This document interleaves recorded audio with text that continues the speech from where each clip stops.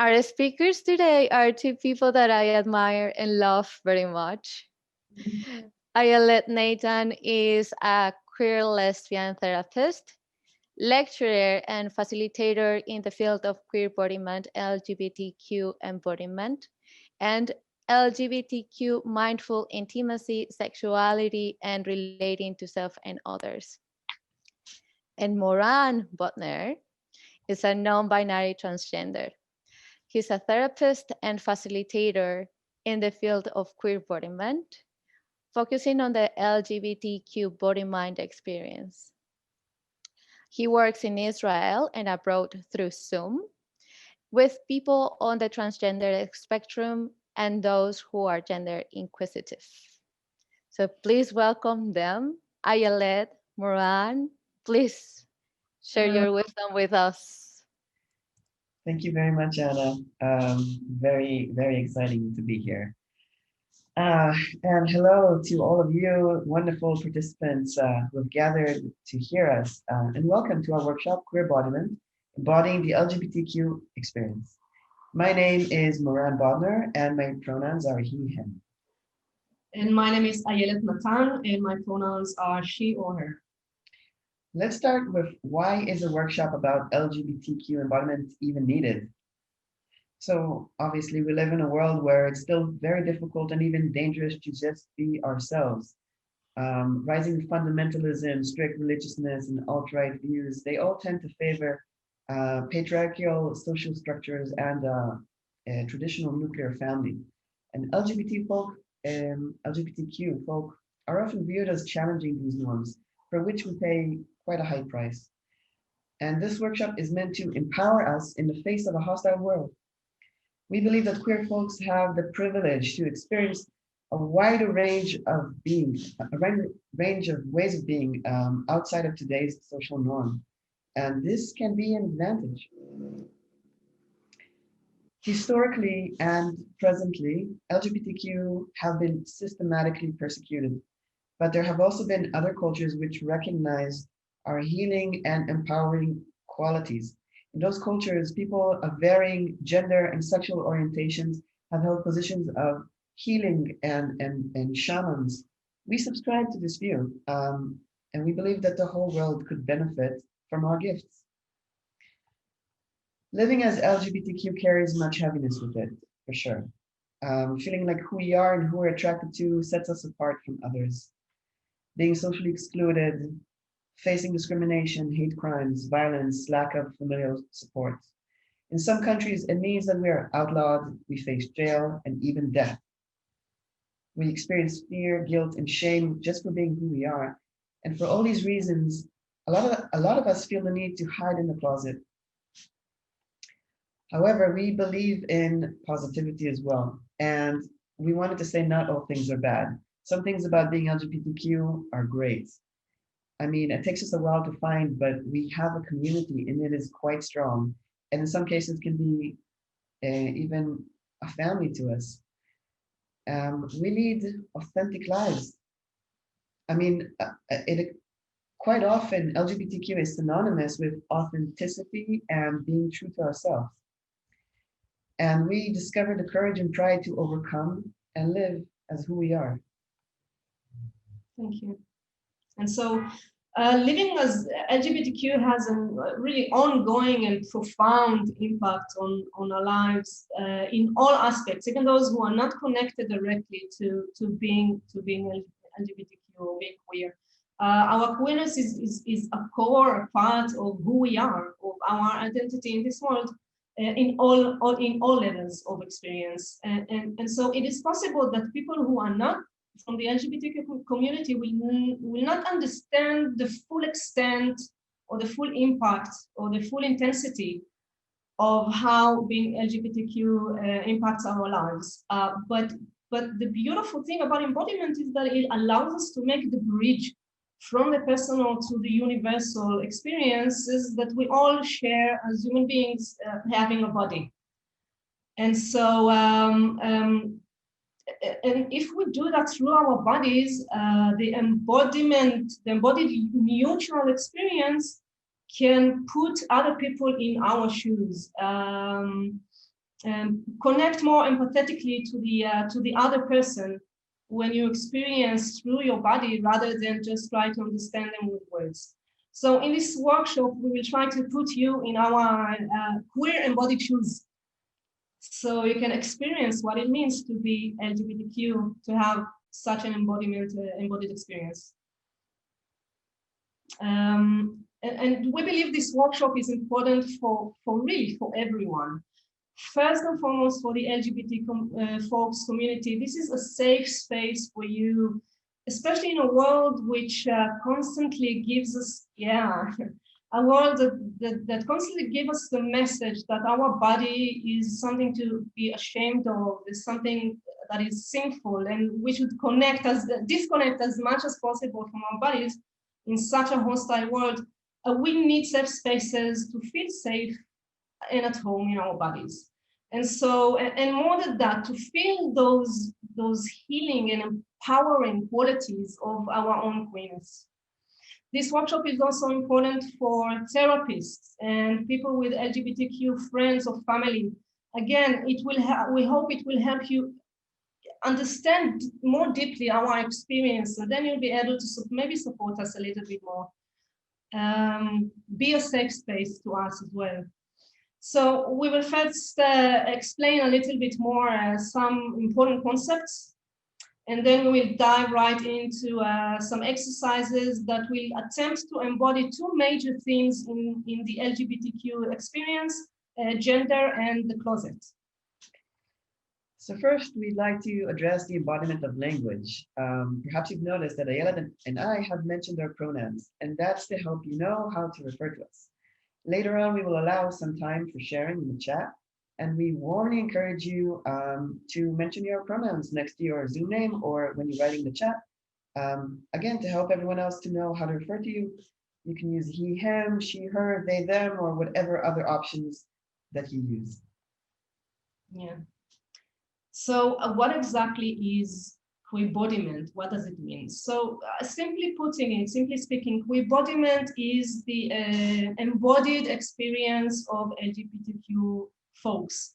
The term was first coined, we think, by Julie Essen, the head team of this channel,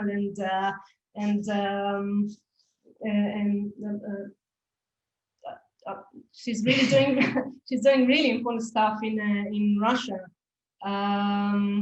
And so this is Queerbodiment, queer plus embodiment. So what does it mean? We experience the world through our bodies, and those experiences shape who we are, and shape our world and reality as we know it. But not just on the personal level, also on the subcultural level. Since members of a certain group experience similar life experiences in some aspects, they will also have similar embodiment manifestations in those aspects. For example, men and women could have a little bit more embodiment in some aspects. People from different minorities, people from different nationalities, different generations. And so there will be some differences in some aspects of the embodiment between LGBTQ folks and straight and cis people. Even within the community, the LGBTQ community, there are vast variations of embodiment. For example, the embodiment of gay guys will be different than the embodiment of lesbians and the embodiment of trans or non-binary people. However, there are mutual themes that all LGBTQ people experience in their lives, and these themes make up Queerbodiment.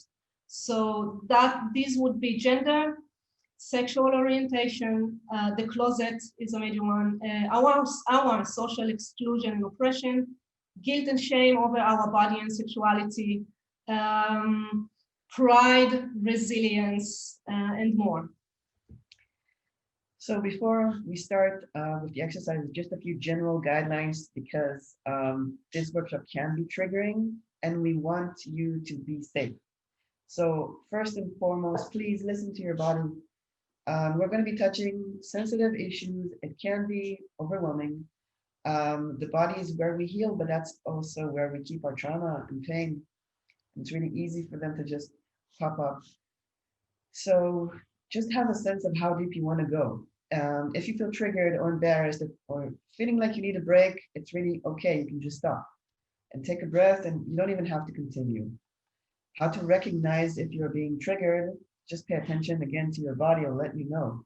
If you feel contraction, if your breathing becomes shallow and fast, if you don't feel your body and that's not something that you're used to, if you start shaking or painful memories come up, these are all really strong signs that you need to stop.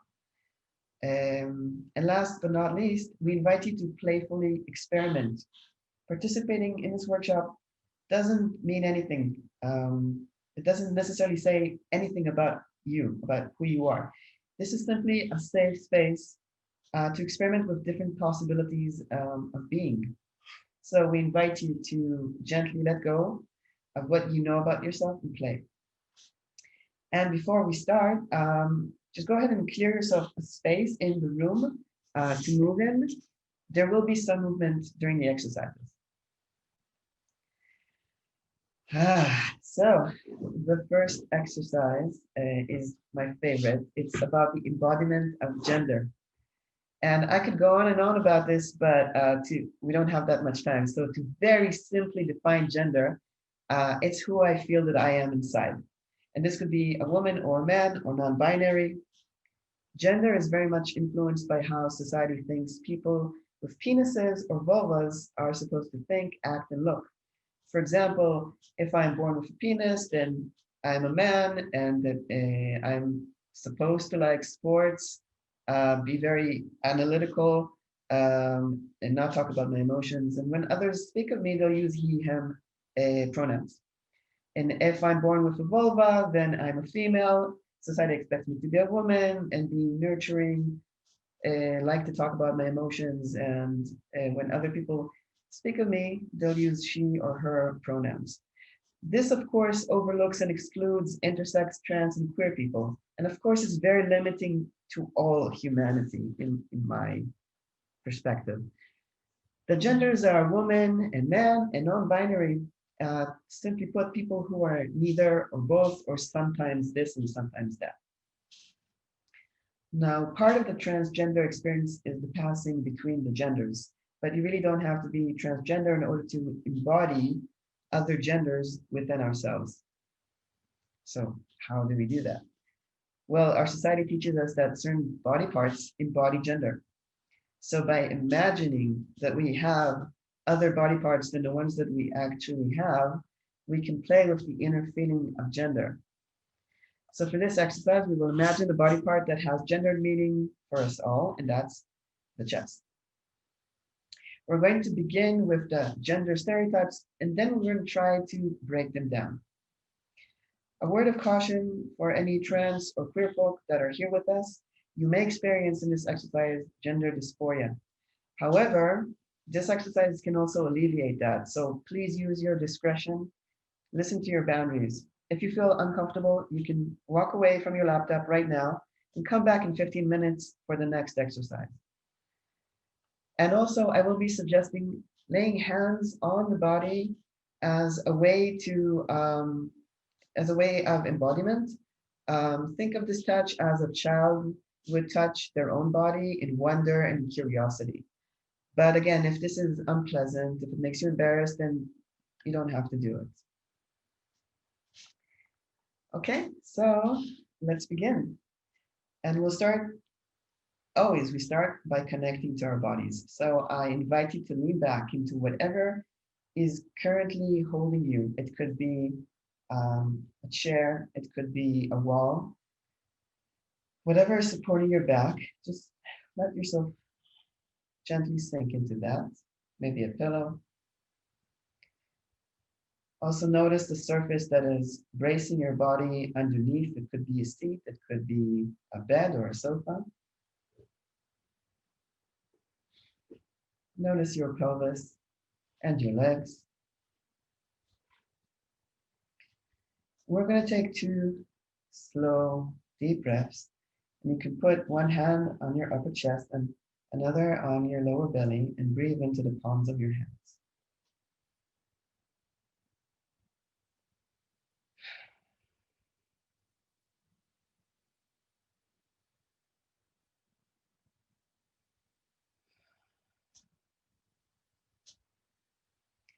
Now we're going to imagine. So if you have a female chest, just try to imagine that you now have a male chest. And if you have a male chest, try to imagine it is now a female chest. For trans, queer, or intersex people, just go ahead and imagine whatever chest feels right to you. At this point, you can lay your hands physically on your chest and just give your imagined chest that physical presence.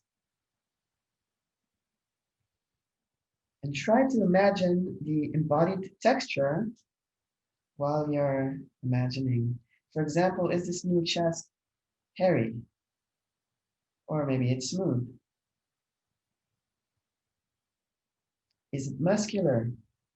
Or can I feel the ribs underneath? Is it a small chest or is it a big chest? Is the texture hard or is it soft? If it's not too embarrassing, also check out the nipples. Are they large or are they small? Is this a young chest or a mature chest? And while we're imagining, I want you to observe, how does it feel to imagine a body part of a different gender? And I'm just going to give all sorts of things that you might be feeling, but maybe you'll be feeling something else entirely. So I'm just suggesting some things. Does it feel nice? Or maybe strange? Is this repulsive to you? Or maybe it's mind-blowing. Also observe the sensation in your entire body. Do you feel powerful? Or maybe weak? Do you feel heavy or light? Is the sensation sexual or not? Notice if you're connecting to a new sensation or rather a familiar one. Maybe it's a forgotten sensation. And notice what emotions are coming up. Maybe happiness or anger. Maybe sadness or anxiety. And maybe you're not feeling anything at all, and that's fine as well. And also observe what thoughts are going through your mind.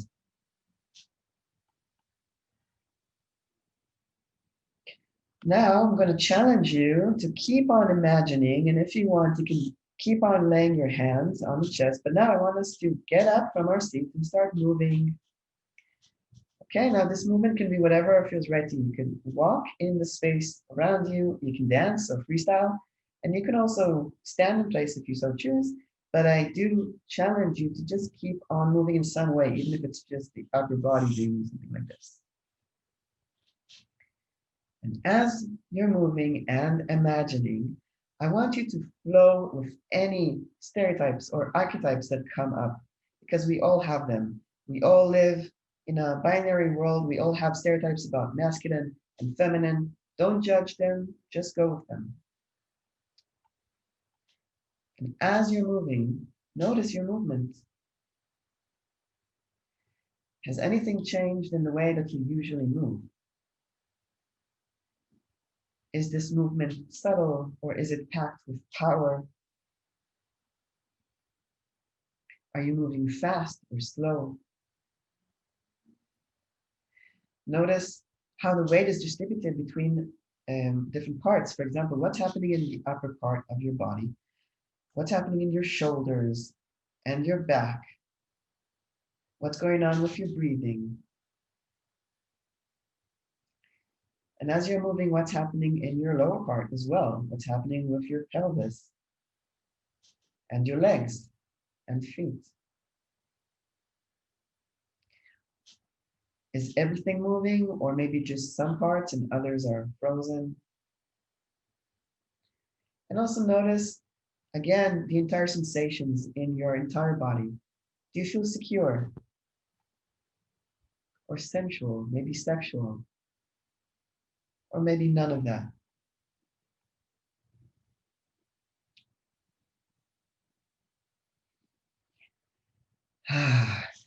And still moving to that inner rhythm of your imagination and that inner rhythm of your embodied, imagined body part.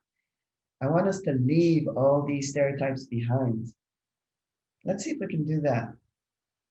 I want you to ask yourself a very simple question. Can I be who I am, as I am, and still be in touch with this other body part?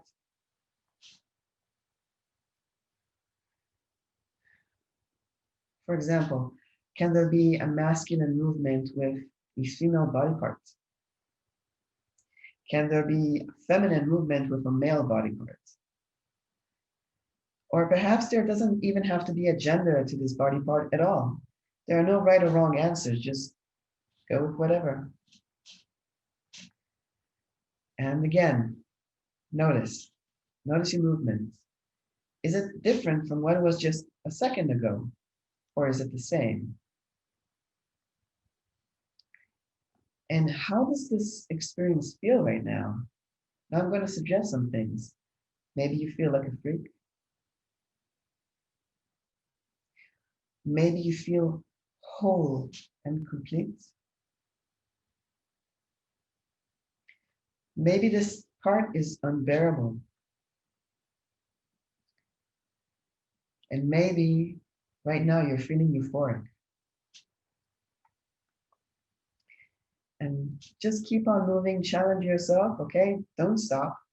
And again, how is the weight distributed in your body? What's going on in the upper part, the shoulders, the back, and your breathing? And what's going on with the lower part, your pelvis, and your legs, and your feet? And just observe all sensations that are coming up, and emotions and thoughts.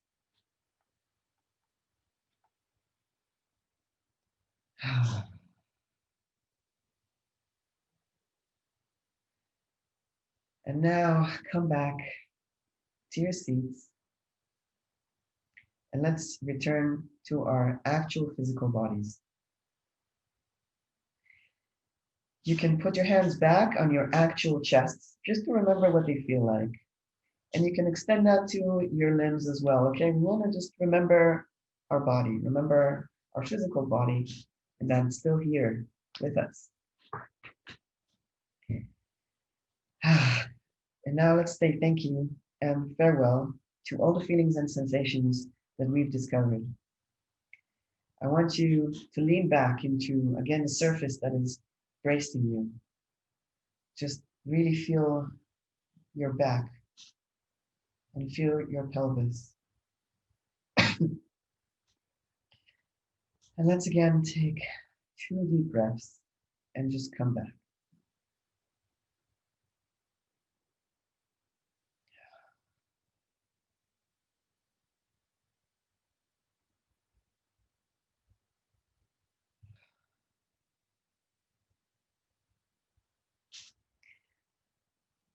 Right, so that was a short but really intense journey. And just to say a few words of conclusion, we've tried to experience the imagined embodiment of the chest, which hopefully enabled us to connect just a little bit to the bodily experience of other genders. For many trans and queer people, altering their chest is a significant part of their transition. However, unlike what we were shown in the media, not all trans people do in fact change their bodies or even want to. And a body change is not a criteria for being trans. It's simply one gendered experience out of many. It is also important to remember that even if we've succeeded in feeling another gender or feeling that gender blender inside of us right now, we've done so for just a few minutes. For many trans and queer folk, this experience is much more intense and ongoing throughout their life. I hope you take with you from this experience that in each and every moment, we are free to imagine who and how we want to be. And at this point, I would love to hear your comments in the chat. Feel free to share anything that you would like. I will give just that like something to consider. How did you feel regarding your gender during this exercise? Did you feel more of a woman, more of a man, maybe less, maybe both, maybe none, maybe like a masculine woman or a feminine man or something else altogether? We'd love to hear. And also, if it's all right, we'll be reading them. So I'm scared to want a chest that may be many years away. Yeah, this is like, well, that's dysphoria, a feeling that there's incongruence between my body parts, and it hurts. And sometimes we're so afraid of just connecting to what we want so deeply because it hurts so much. I see you. I see you now. Thank you. Thank you for sharing. Does anyone else want to share? Let's see. I think the name is Irene. It's hard to see. Love the feeling of a big, strong, adult, hairy chest. Because again, we embody gender stereotypes, right? And we have that stereotype of that big, hairy, strong chest. And Flo said it feels very alien to me to gender body parts at all. It's quite triggering to me when you speak of male or female body parts. Yes, and I actually, this was one of the things that I found most challenging about this workshop. I was thinking on and on, how could I do a gendered experience without falling into the binary, without saying necessarily that, yes, these body parts are gendered, which I don't adhere to at all. So it was like walking a thin line and being aware that I'm probably not succeeding. So my apologies to anyone who was triggered by that. It is challenging. Irena says that it's the sense that most of my lovers enjoy, while in real life, the current body is soft, hairless, and big breasts, euphoria to dysphoria. Right, I wish I had more time to read all the other comments, but we have another wonderful exercise in front of us. So again, I want to say thank you. And also, if anyone feels that they were triggered by this, please take care, take a moment to breathe. Okay, you don't necessarily have to continue right now. You can watch this later. Maybe take a sip of water. Just take care, okay? Okay. Wow, thank you so much, Moran. Thank you so much. Let's start with shaking our genders a little bit. Shaking our genders a little bit. Maybe just some vocalization. Are you ready to move on? Because we are. We're moving on to the next exercise, embodiment of a closet. Please, please, please, again, take care of yourself. If you feel, I don't know, maybe assess yourself. If you feel 1 to 10 triggered above 6 or 7, then you might want to stop because the exercise, also the next one might go deep. So use your resources and take care of yourselves. Moving on. So one of the most experiences identified with being LGBTQ is being in the closet and coming out of the closet. But again, closets are a universal experience, an embodied one. We all have secrets, and therefore we all have closets. So in this exercise, we will bring the attempt to embody a closet. So let's begin. You can sit down or stand up. We'll be encouraging movement.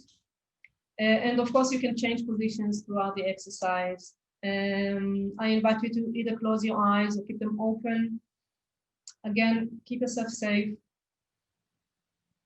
And let's return to our body. Put one hand, I love this so much, putting one hand on my chest and the other one on the lower belly. Breathe into my hands. Feeling the heart beating, feeling our core, putting 2 legs on the ground, trying to send some roots down there.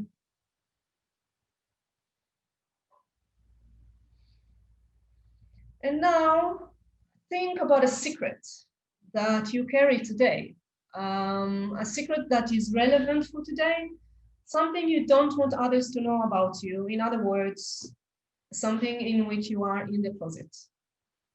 And again, if you're feeling a bit overwhelmed, so choose a secret that you can handle working with through the next exercise. So there are many types of secrets, right? So your secret might be something you're ashamed of, or you feel guilty about, or maybe you're afraid to tell because of the consequences.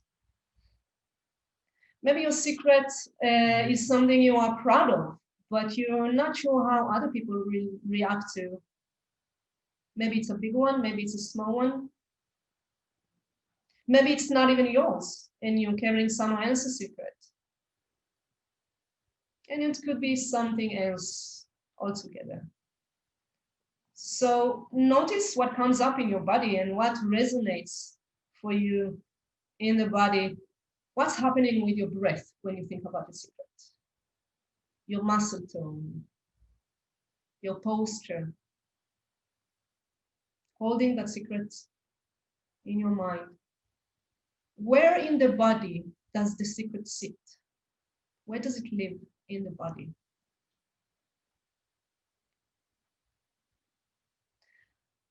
And now, again, I recommend moving your body and as much as possible. And like in a play or a movie, act out the movement or the action. And imagine there is a closet right there in your room in which you're going to enter into with your secret. So first, look at your closet from the outside. How does it look like? And then step into your closet. Again, literally with your body, step into your closet and stand inside it. In whichever posture. And try to imagine your closet with all your senses. Look around you. How does it look like? The lighting, the walls, the floor, if there are any objects around. Is there any smell or taste or sound? And how does it feel when you touch it? Are there any openings? Where are you standing inside your closet? Where are you standing?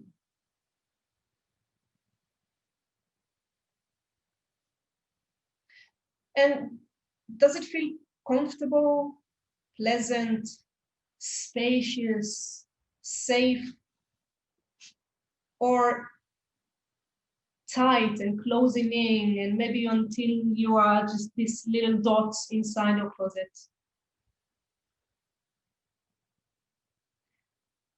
Are you alone in the closet, or is there someone else with you? And who's standing outside your closet? Who's there outside?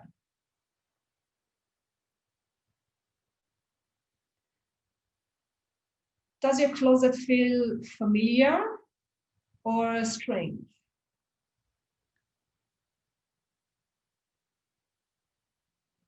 And again, note how the closet is embodied within your body.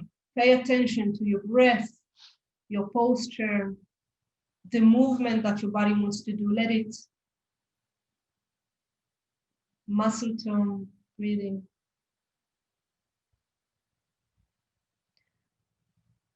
And notice if there are any emotions or words or images that come up.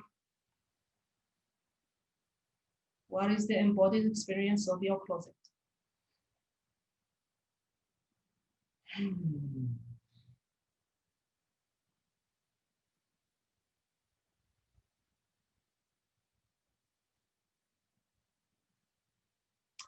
And so many times we choose or are forced to stay in the closet, not to share our secrets. And so we have to stay in the closet. either some of the time or all of the time. So sometimes the closet serves us by protecting us, keeping us safe. But what if we could choose? What if you could choose to change anything in our closet that we stay in? What if we could change our closet? So imagine again doing it with your body. Maybe you'd like to change its size. So you can maybe push, or maybe you'd like to change the appearance of it.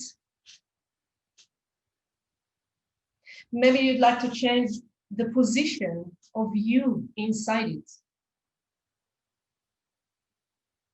or the space that you take in it, or any kind of new movement that your body will want to do in the closet. Maybe you'd like to change who's in with you or who's outside.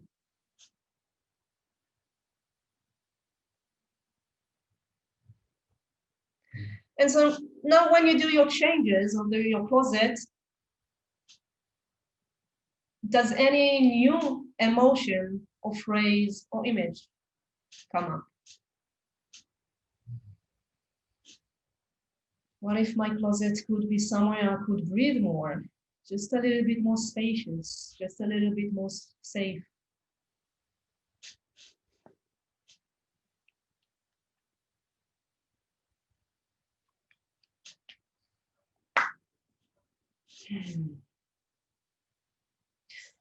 And so now we have the opportunity to come out of our closets, share our secrets. So imagine you coming out of your closet, and again, literally do that with your body.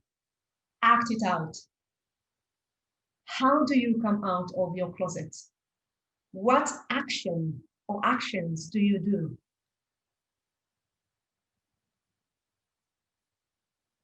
Where from do you come out? Through an opening? Maybe you break the walls, maybe they disappear into thin air. And then once you come out, stand outside of your closet.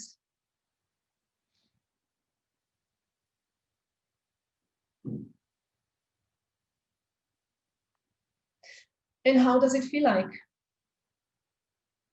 coming out? How does it feel in your body, your posture, your breath?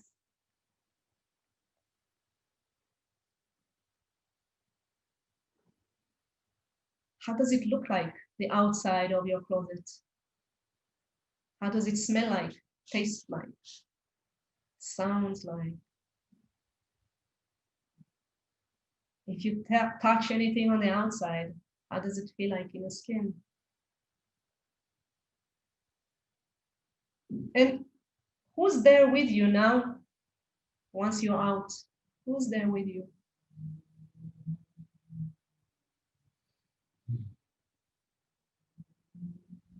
And again, notice any emotions or words or images that come up.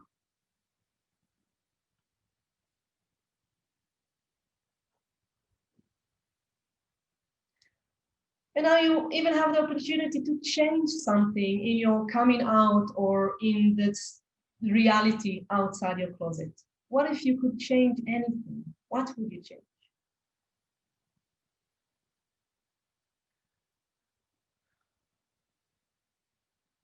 And if you change, see if there's any difference in your feeling, your body, your movement.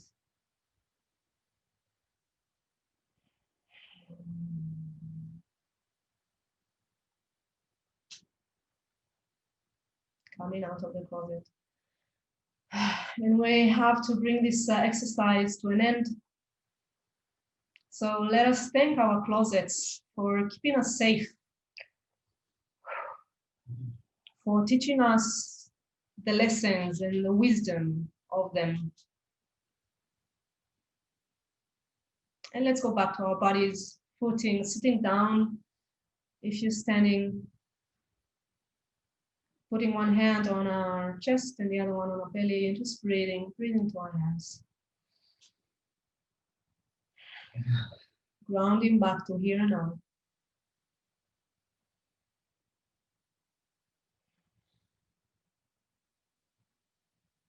And when you feel ready, you can come back to the screen. So just a few words before we go to the chat, and would love to hear your sharing. This was an experience of the embodiment of a closet. It's very, very important for us to emphasize that we do not believe in automatically coming out of the closet in any case to anyone in any time. Again, sometimes the closet is necessary to keep us safe. So if you're thinking of coming out, please check first if you have enough resources to do that, if you have enough support, if you have family or community, or self resources, and check with your body what it has to say about you coming out. Is it capable of supporting you in this process? And so we would love to hear your sharing in the chat. Wow. Yeah, where are we?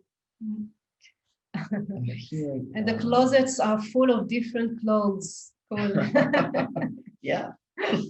It's cozy in my closet. Yeah, sometimes it's very cozy. It feels safe. How powerful, yeah. I only wanted to come out when I knew people were waiting for me. It's such a good remark. It's such a good one. Yeah, when we know there is support, then it's, of course, much, much easier. Thank you. I hide what I need, but the closet confines the asking for help. That's a good point. Yep. It's the pros and cons of the closet. It keeps us safe. I mean, the reason why a lot of LGBTQ people hide in the closet is because we don't want to be persecuted or even, killed. But at the same time, yes, like you can't move and you can't ask for help. Yeah. We have a little bit more time, right, Anna? Yeah, we have time. Yeah, cool. We have 10 minutes left. Okay. Yeah, okay. I could only come out comfortably when I made it a judgment-free environment. Beautiful. Mm-hmm. Beautiful. Same. Yeah. A part of all, I think all healing processes is checking into our judgmentals and trying to to make peace with them. That's actually a really good point. Sometimes the closet is us and our judgment towards ourselves. It could be that we actually have a supporting, family and friends, but we are still not whole with who we are. And so we build this mind closet of ours. And a lot of times that's also coming out to ourselves, Yeah, and a lot of times it feels like you're coming out and it's like, oh, that was it. I was expecting a huge storm, and may we all experience such a smooth coming out, really. I wish. And hopping from one closet to another, beautiful. So much beauty. The rainbow is real. Yes. Yeah, it's true. Yeah. I really resonate with that because previously I identified as a lesbian woman. And I only came out to myself 6 years ago as a trans non-binary. Actually, I came out as trans, and then another closet was coming out as non-binary. So I really dig that, there being a closet after closet after closet. And I think that's really healing, actually, our ability to break free from confines in our mind, mainly, of who we are and who we can be. And it's not saying that when I was a lesbian woman, I was repressed. I mean, I was, but also I was whole. I mean, I don't know if that came across.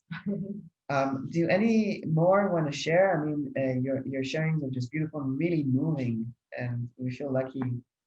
But of course, you don't have to. Feel free not to, because these are very private experiences. Yeah. Or maybe do we have time for questions? Yes, we do have time for questions. So I would like to invite everybody to drop their questions on the Q&A section. It'd be lovely Okay, to so connect. and in the meantime, maybe we'll do some closing of this workshop. So please feel free to write the questions. Right. So we will just wrap up the workshop, but again, feel free to keep writing. So just in conclusion, we want you to think about one or two things that you would like to take with you from this workshop. Those of you who are LGBTQ, we hope that you felt the importance of meeting your body in your search for inner freedom and authentic living. For those of you who are not of the community, we hope you've managed to connect just a little bit more to the LGBTQ bodily experience through your own bodies. And hopefully this will help you in the future, meeting with your clients, your friends, and your family who are LGBTQ. We'd like to say that if anyone feels the need for support after this workshop, please feel free to contact us through the links in the chat that at some point Teresa will probably put. We'll do our best to get back to you as soon as possible, but also if it's not fast enough, reach out to your support, okay? We realize again that this workshop can be triggering and can flood a lot of things, and don't be alone with it. Seek out support. Yeah, and just to say that this workshop is that was an introductory workshop to Queerbodiment, and that we are planning to do a series of workshops in Queerbodiment that we will hold together, which will be presented in English, of course, to take each theme and dive more deeply into. So if you're interested, keep following for dates. Right, we're going to be talking about pride, about gender, the whole shebang, because there's so much to say about that. Sexual orientation, there's so much to say about that. Coming out, and so on. So each one will have its own workshop. Yeah. So we have one question. Yeah, we have one question from Irina. Any global queer embodiment movement that you would recommend to check out? Oh man. Definitely. So a little bit about what we've been doing in the last few weeks. In this conference, we've been trying to rise up the visibility of LGBTQ theme in this conference, and so we gathered as many LGBTQ presenters from this conference together to really form a community of therapists and facilitators from the LGBTQ queer folks. So we can create more safe spaces. There is a Facebook group. Kim, is it okay to tell about the Facebook group? Yeah. There is a Facebook group started by Kim and Julie and their friends. It's called Queerbodiment. It's a Facebook group, and we will be definitely encouraging people, therapists and facilitators in embodiment, to join this Facebook so we can create a global community of therapists and safe spaces for the community. I'm just reading a little bit more about what people shared. Someone wrote, "It is easier for me to come out as a bisexual man than as trans. There are definitely some closets which are easier to come out of and some which are harder, and never really makes sense, does it?" I remember that when I came out as a lesbian to a friend of mine, she jumped at me with joy and she just hugged me and she said, "Oh, congratulations." And I was shocked, but it was beautiful. And years later, when I came out to her as trans, she was like, "Oh," and I was like, "Where's my hug?" What's the difference? So yeah, there's differences. Yeah. Okay. And I see that a lot of the comments about the closet are positive ones, but I'm guessing that that's just like people's tendency to share positive things and not so much the negative things.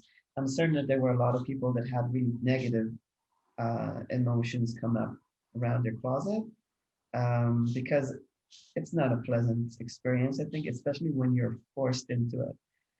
So just wanting to give that space and acknowledgement that the closet can be a horrible place to be at as well. And also, yeah. we really encourage, if you feel safe enough, we really encourage to take these exercises again. We've been giving them to each other when we practiced. We did them like at least, I don't know, 6 times each. And more. every time it's a completely different experience, just to say how many voices we have inside. Right. Speaking our closet, speaking our gender, speaking our LGBTQ experience. So really recommended. Just keep safe, and if you feel safe enough, do them.